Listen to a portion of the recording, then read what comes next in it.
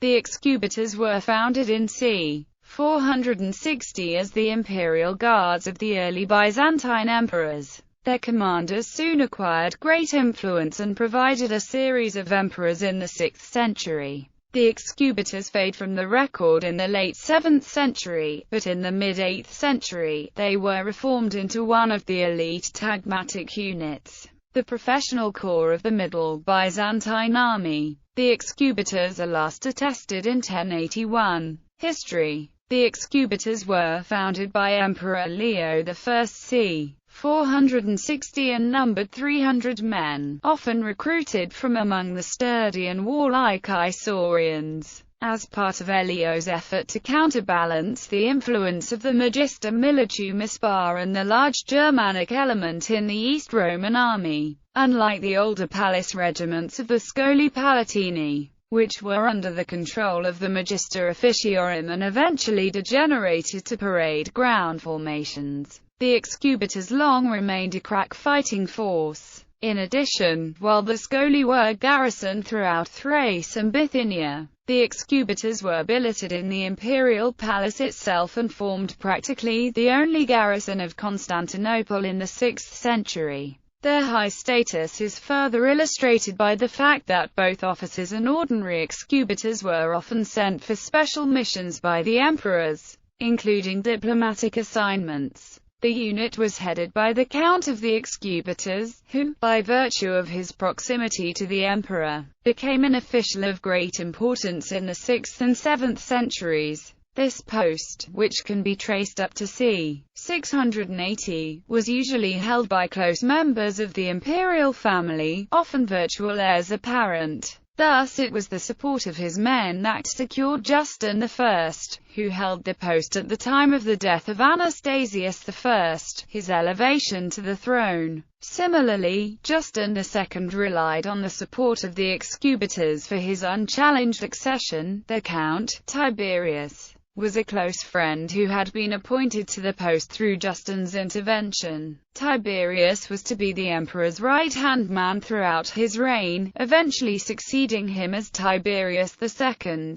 He too would be succeeded by his own Comes Excubitorum, Maurice. Under Maurice, the post was held by his brother-in-law Philippicus, and under Phocas by Priscus. Another powerful occupant was Valentinus, who secured it during the power struggles that accompanied the regency of Empress Dowager Martina in 641. Before deposing her and her son Heraclaunus and installing Constans II as emperor, Valentinus dominated the new regime, but his attempt to become emperor in 644 ended in his being lynched by the mob. The power that went with the position, and the intrigues of men like Priscus and the would-be usurper Valentinus, doomed the post to emasculation and eventual eclipse during the latter half of the 7th century. After a lapse towards the end of the 7th century and the first half of the 8th century, the Excubitors reappear in historical sources,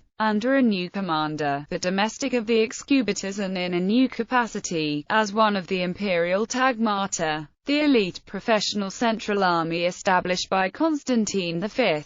As one of the tagmata, the Excubitors were no longer a palace guard, but a unit actively engaged in military campaigns. At the same time, they were created as a counterbalance to the thematic armies of the provinces and constituted a powerful tool in implementing the iconoclastic policies pursued by Constantine V.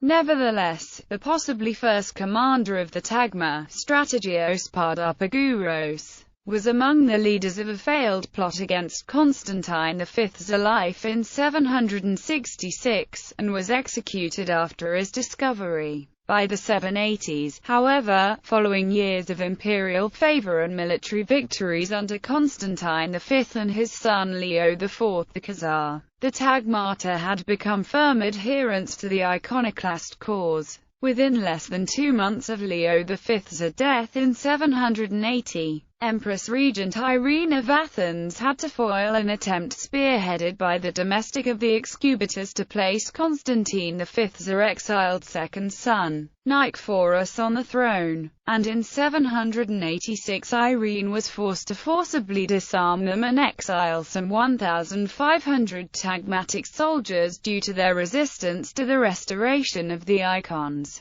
The domestics were originally of strikingly low court rank, but they gradually rose to importance. While in the Tacticon Uspensky of c. 842, the domestic of the Excubitors came behind all the thematic commanders in order of precedence. In the Cletrologion of 899, the domestic is shown as superior to the strategoire of the European themes and even to the Epic of Constantinople. At the same time, the court dignities they held rose to those of Protospartharios and even Patrikios. The Excubitors participated in the disastrous Pliska campaign in 811. When the Byzantine army was routed by Tsar Krum of Bulgaria, the domestic of the Excubitors fell in the field along with the other senior Byzantine generals, including Emperor Nicephorus I.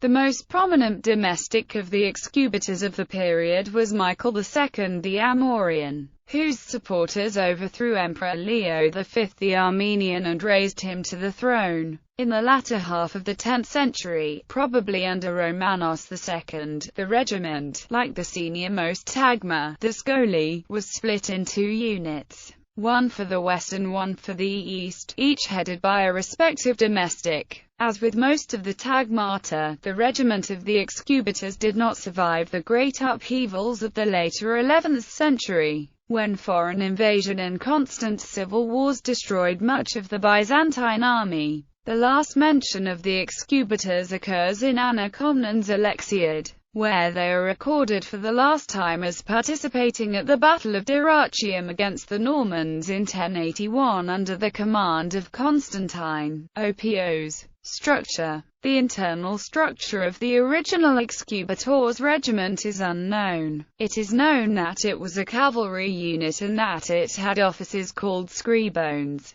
The historian Warren Treadgold speculates that they fulfilled a role similar to the regular cavalry decurions, commanding troops of 30 men each. But John B. Berry suggested that the scribones, though associated with the Excubitors, remained a separate corps. In its later incarnation as a tagma, the regiment was structured along standardized lines followed by the other tagmata, with a few variations. The domestikos was assisted by a topoterites and a chartularios. The regiment itself was divided into at least 18 banda, probably each commanded by a scriban. Each of them was further divided into subunits headed by a draconarios, and included three classes of standard bearers who functioned as junior officers: the skeuophoroi, cynophoroi and senatories. There were also the usual messengers under a protomandator, some of whom were also termed legatarioi. The size of the tagma of the Excubitors and its subdivisions cannot be determined with certainty, as with the other tagmata. Scholars are of differing opinions regarding its numerical strength, drawing on the lists of officers and accounts of Arab geographers Ibn Khordadbeh and Qudamah. Historian Warren Treadgold maintains an establishment strength of c. 4,000 men, which for the Scoli and the Excubitors rose to c. 6,000 with the division of the regiments in the mid-10th century.